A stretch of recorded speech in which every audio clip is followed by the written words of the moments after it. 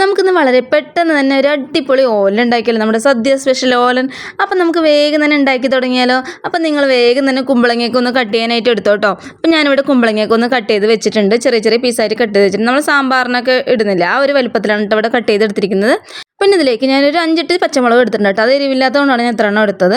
പിന്നെ നമ്മൾ ഉണ്ടാക്കുന്നത് മൺചട്ടിയിലാണ് കേട്ടോ. അപ്പോൾ ഞാൻ മൺചട്ടി എടുത്തിട്ടുണ്ട്. അപ്പോൾ അതിലേക്ക് നമ്മുടെ കുമ്പളങ്ങ ആദ്യം തന്നെ നമുക്ക് ഇട്ട് കൊടുക്കാം.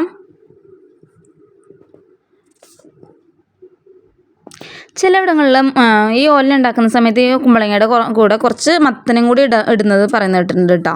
നമ്മളിവിടെയൊന്നും ഇടാറില്ല.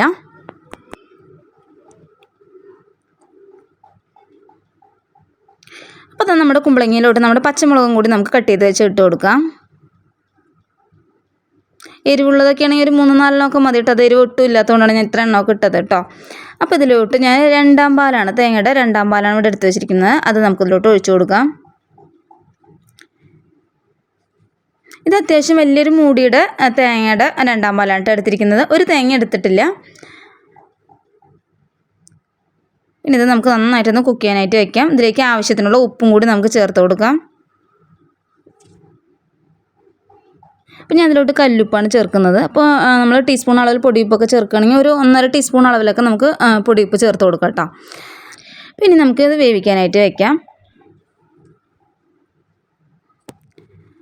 ഒരു തട്ടിട്ട് അടച്ച് വെച്ചിട്ട് നമുക്കൊരു 10 മിനിറ്റ് നേരത്തേക്ക് നമുക്ക് കുമ്പളങ്ങ ഒന്ന് വേവിക്കാനായിട്ട് വയ്ക്കാം.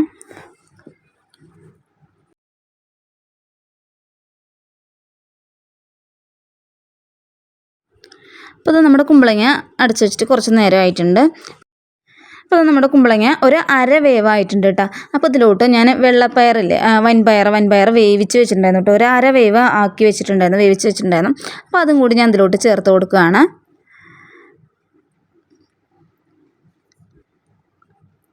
നമുക്ക് നന്നായിട്ടൊന്ന് ഇളക്കിയെടുക്കാം. ഇപ്പോൾ കുമ്പളങ്ങയും അതേപോലെ തന്നെ വെള്ളപ്പയർ രണ്ടും കൂടിയിട്ട് നന്നായിട്ടൊന്ന് വെന്ത് വരട്ടെ കേട്ടോ. ഒരു 5 മിനിറ്റും കൂടി നന്നായിട്ടൊന്ന് കുക്കായി ഇതിൽ ഈ 2 പാലൊക്കെ ഒന്ന് വറ്റി വരട്ടെ. നമുക്കിനി ഒന്നുകൂടി ഒന്ന് അടച്ച് വയ്ക്കാം. ഒരു 5 മിനിറ്റും കൂടി കഴിഞ്ഞിട്ടുണ്ട് കേട്ടോ. നമ്മുടെ കുമ്പളങ്ങയുടെ വെള്ളമൊക്കെ കംപ്ലീറ്റ് വറ്റി വന്നിട്ടുണ്ട് ഇതാ. അപ്പോൾ ഇനി ഇതിലോട്ട് നമ്മുടെ 1 പാലും കൂടി നമുക്ക് ചേർത്ത് കൊടുക്കാം.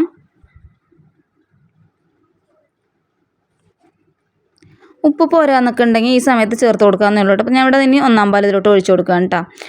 അപ്പോൾ ഇത് ഒഴിക്കുന്ന സമയത്ത് നമുക്ക് ഫ്ലെയിം കുറച്ച് വയ്ക്കുക, അല്ലാന്നുണ്ടെങ്കിൽ ഓഫ് ചെയ്യുക എന്തെങ്കിലും ചെയ്താൽ മതി. ഇപ്പോൾ ഞാൻ ഇവിടെ കുറച്ച് വെച്ചിരിക്കുകയാണ്. ഇനി തിളയ്ക്കാൻ പാടില്ല നമ്മുടെ 1 പാൽ ഒഴിച്ച് കഴിഞ്ഞാൽ. അപ്പോൾ ഞാനൊന്ന് കുറച്ച് വെച്ചിട്ടുണ്ട്. ഒന്ന് ചൂട് തട്ടിയാൽ നമുക്കത് ഫ്ലെയിം ഓഫ് ചെയ്യാവുന്നേ ഉള്ളൂ. ഇങ്ങനെ കറി കാണുമ്പോൾ നിങ്ങൾക്ക് ഭയങ്കരമായിട്ട് കട്ടിയില്ല എന്നൊക്കെ തോന്നുന്നുണ്ടാവില്ലേ. നമ്മുടെ കറി ഇതൊന്ന് തണുത്തൊന്ന് വെച്ച് പറഞ്ഞാൽ നമ്മുടെ കറി കുറച്ചുകൂടി ഒന്ന് കട്ടിയാവും കേട്ടോ. അപ്പോൾ അതാണ് ഞാൻ ഈ പരുവത്തിൽ നമുക്കിനി ഓഫ് ചെയ്യാവുന്നേ ഉള്ളൂ. ഒന്ന് കറിയൊക്കെ ഒന്ന് ചൂടായി വന്നിട്ടുണ്ട്. അപ്പം ഇതിലോട്ട് നമുക്ക് 1 ടേബിൾ സ്പൂൺ അളവിൽ വെളിച്ചെണ്ണ, നല്ല വെളിച്ചെണ്ണ ഉണ്ടല്ലോ, അപ്പോൾ അത് നമുക്ക് ഈ സമയത്ത് ചേർത്ത് കൊടുക്കാം. ഈ കറിയുടെ പ്രത്യേകത എന്ന് വെച്ചാൽ നമ്മളിതിൽ കടുക് തളിച്ച് കൂട്ടലൊന്നുമില്ല. ജസ്റ്റ് ഇതാ പച്ച വെളിച്ചെണ്ണ ഒഴിക്കുക, എന്നിട്ട് 2 തണ്ട് കറിവേപ്പില ഇടുക. അത്ര മാത്രമേ വേണ്ടുള്ളൂ കേട്ടോ കറി ഉണ്ടാക്കാനായിട്ട്.